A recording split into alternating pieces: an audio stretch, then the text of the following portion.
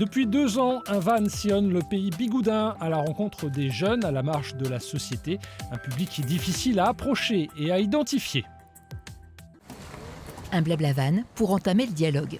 À bord, Juliette propose à des jeunes de les enregistrer sous forme de podcast. Bon alors tu fais comme si le micro n'existait pas. Hein. Des filles et des garçons éloignés de la formation, de l'emploi, de la santé.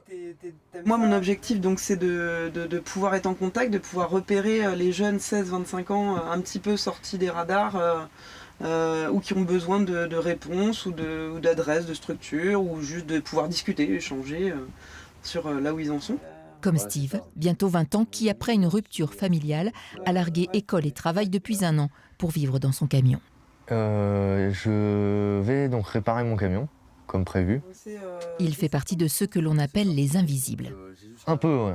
Parce que quelqu'un qui va être dans un endroit, par exemple un appartement, il va être visible par ses voisins, voilà, on va le connaître.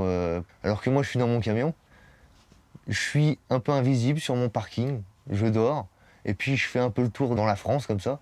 Donc oui, je me sens un peu invisible des fois. Ouais. Aujourd'hui, le jeune homme dit rêver d'une vie plus stable. Soutenu par la mission locale, il vise un CAP de mécanique auto, sa passion. Sur le terrain, Juliette aimerait aiguiller ce public fragile vers des structures adaptées, mais il faut les apprivoiser.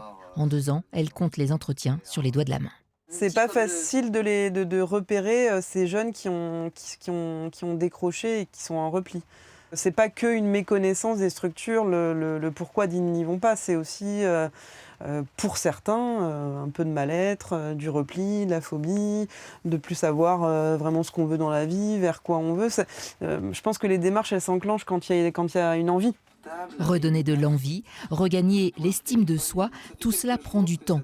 L'expérimentation du blabla-van menée dans le cadre d'un appel à projet de l'État se terminera l'été prochain.